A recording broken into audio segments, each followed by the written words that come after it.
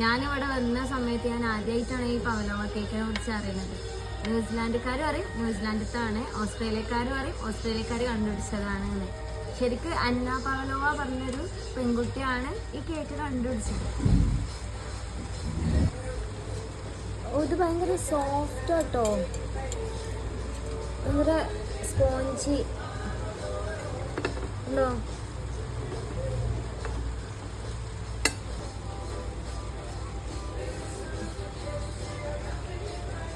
ഇങ്ങനെയുണ്ട്.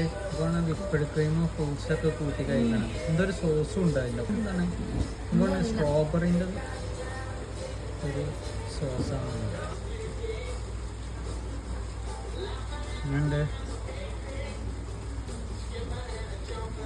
അങ്ങനെ രസം.